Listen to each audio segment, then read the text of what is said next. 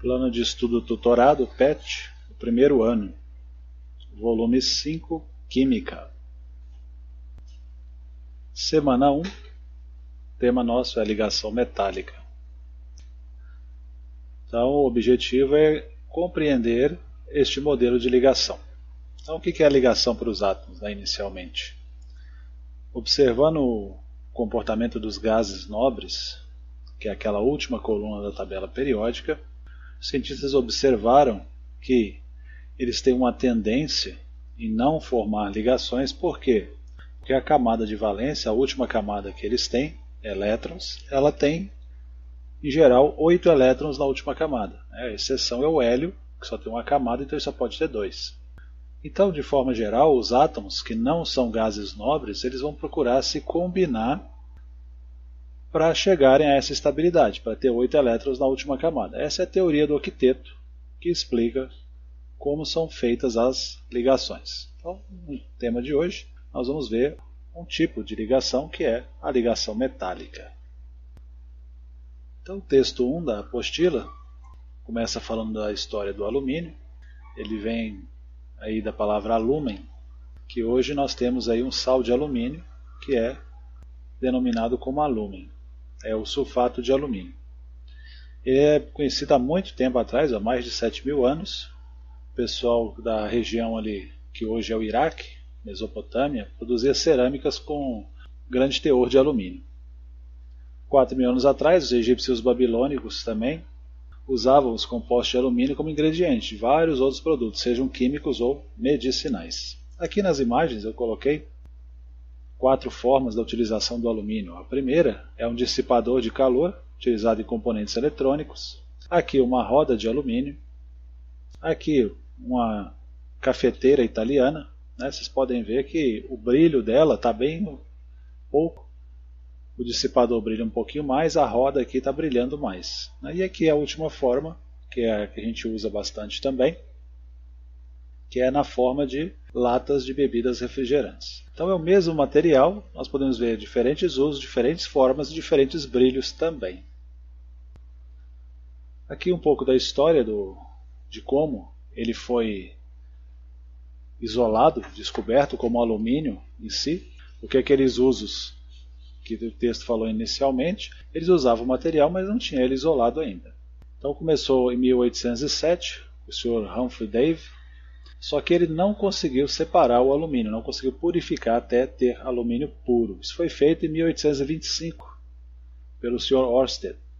Quando ele estudava a ação da corrente elétrica, é um processo que nós chamamos de eletrólise. O que é eletrólise? Você vai usar os elétrons, a corrente elétrica, para fazer uma clise, que significa quebra. Então, ele conseguiu separar o alumínio que estava no óxido de alumínio. Então obteve o alumínio puro a primeira vez. Esse selo aqui, dinamarquês, de 1951, comemora o centenário da morte do Ørsted. Morreu em 1851. Então os conceitos básicos acerca da ligação metálica. No estado sólido, a maioria dos metais são sólidos, exceção o mercúrio, que é no estado líquido, e outros que têm baixo ponto de fusão, mais 2, o galho e o potássio. Dependendo das condições ambientais, eles também vão estar líquidos. A maioria dos metais é sólida.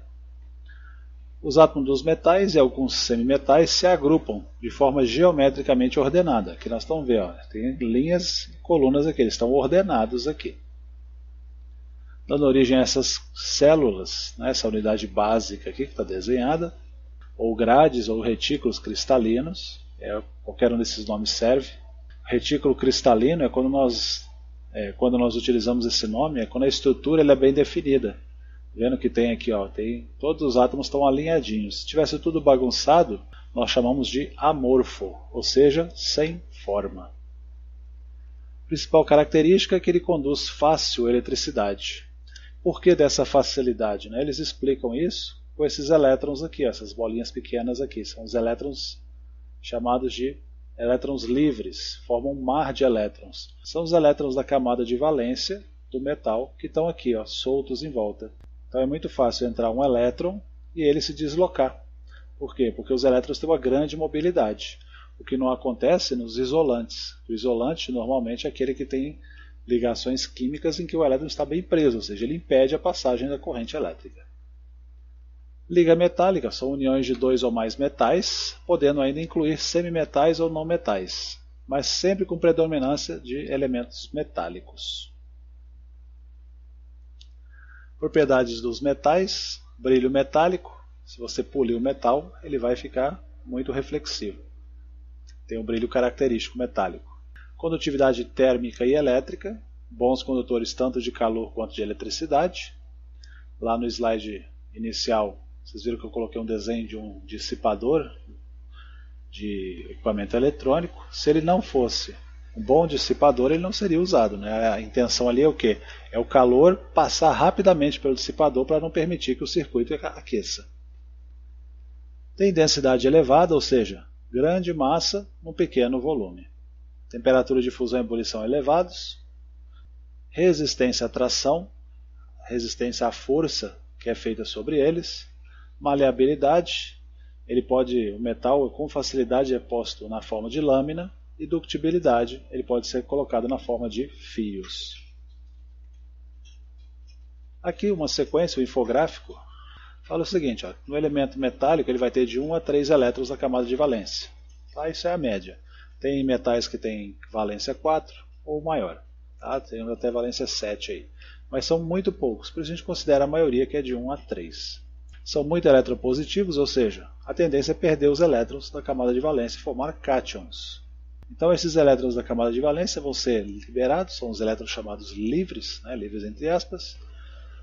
E aí com esses cátions formados e esses elétrons que circulam em volta de todo o retículo metálico, nós temos uma substância simples metálica formada. Bom, essas são as informações que estão no PET. Essas informações que o PET nos traz, porém, vamos aprofundar um pouquinho mais. Então, o modelo do mar de elétrons da ligação metálica. Os metais são bons condutores de corrente elétrica, então espera que eles possam ter uma facilidade maior em transportar esse elétron, ou seja, na estrutura devem ter elétrons que se movimentam com a liberdade maior, então devem ter elétrons livres. Essa é uma evidência que conduziu à elaboração do modelo da ligação química existente nos metais, esse modelo do mar de elétrons. Os cientistas admitem que um metal sólido é constituído por átomos metálicos em posições ordenadas. E os elétrons estão ali livres circulando no meio de todos aqueles núcleos positivos. Esse é o chamado modelo do mar de elétrons, que explica a alta condutividade elétrica do metal. Então, se eu tenho elétrons com grande liberdade de movimentação, é muito fácil passar uma corrente elétrica. Por quê? Porque vai ter baixa resistência à passagem do elétron. A passagem vai ser facilitada pela presença do mar de elétrons. E qual é uma das funções importantes também? Né? Por que esses elétrons simplesmente não saem? Porque como nós temos ali núcleos positivos, né, átomos positivos na verdade, se não tiver os elétrons para estabilizar, eles se repeliriam e aí não teria a formação da ligação. Porém, os elétrons com certo grau de liberdade eles vão se movimentando, mas nunca sem exercer um papel de estabilidade entre os núcleos atômicos. Um detalhe interessante é que a regra do octeto que eu citei inicialmente, ela não pode explicar a ligação metálica, porque o metal, ele, apesar de ter esses elétrons livres, ele continua sendo dele. Então aquele modelo que explica as outras ligações, a tendência em ficar com 8, não consegue explicar esse comportamento dos metais. As ligas metálicas, o que são ligas metálicas? É uma mistura de metais. Como é que a gente acha os metais na natureza? A grande maioria se acha eles misturados com alguma coisa. Então você vai passar pelo processo de extração, de beneficiamento, purificação e vai obter o metal puro.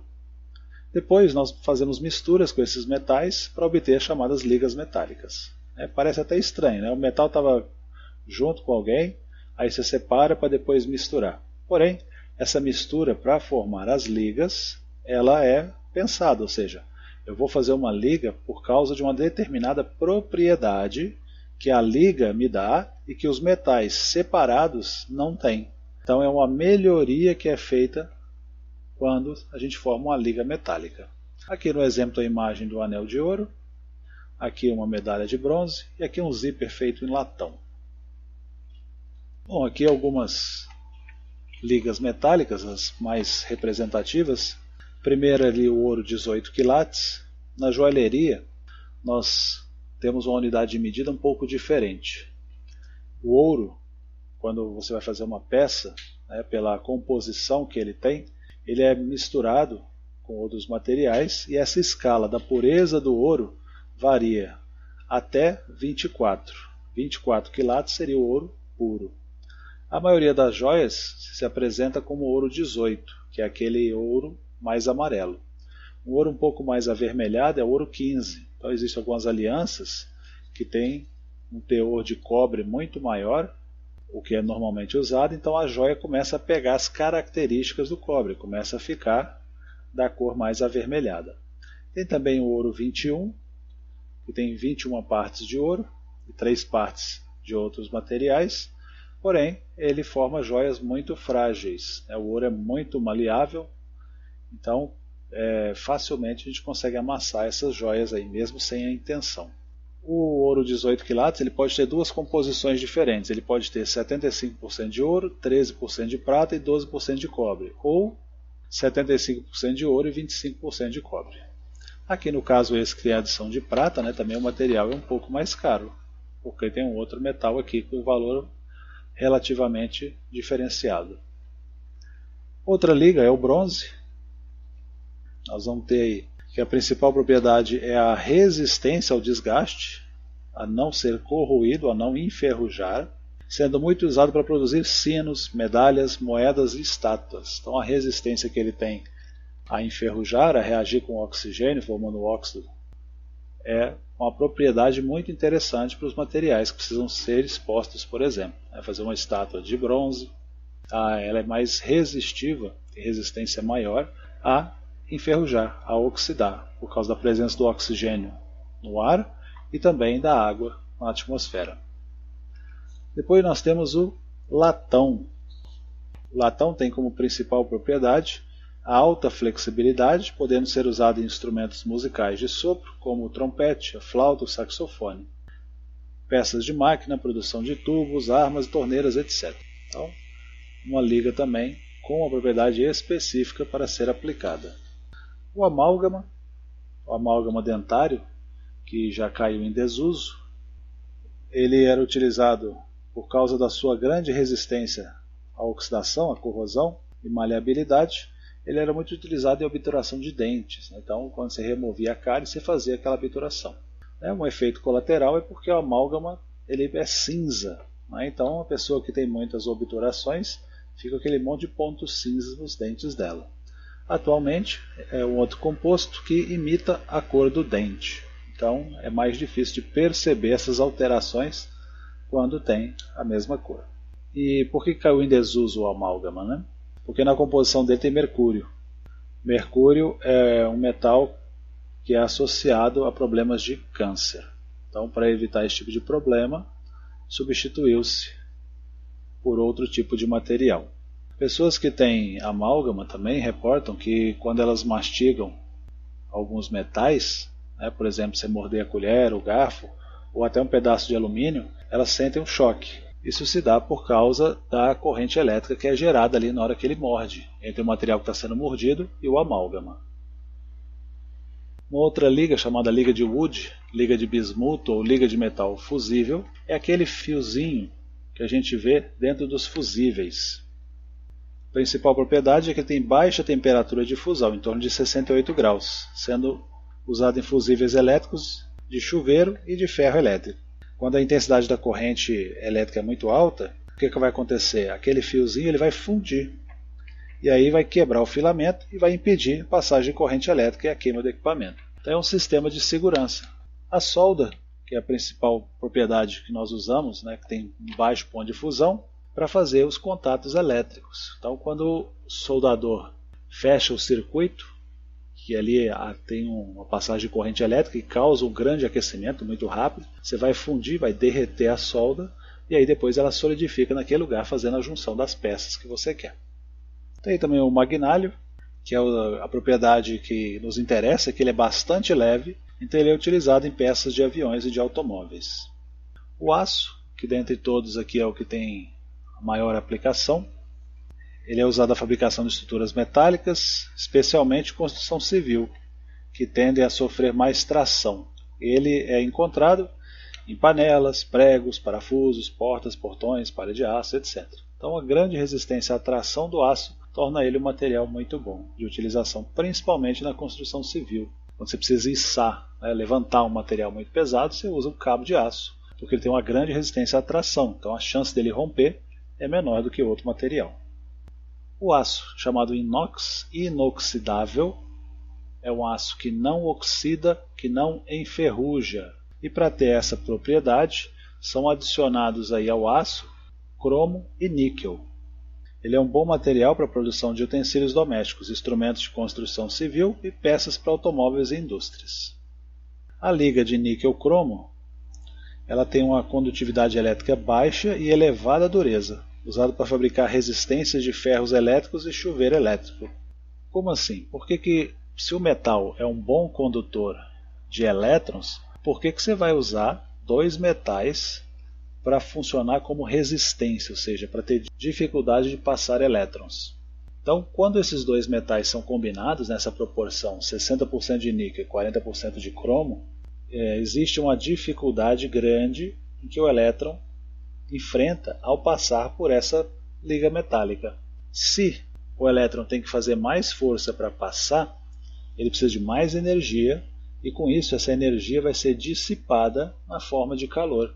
Então uma resistência de chuveiro, quando a gente liga o chuveiro, os elétrons vão passar ali, aí o processo está sendo dificultado, ou seja, o elétron está precisando de muita energia para passar e essa energia vai ser dissipada na forma de calor.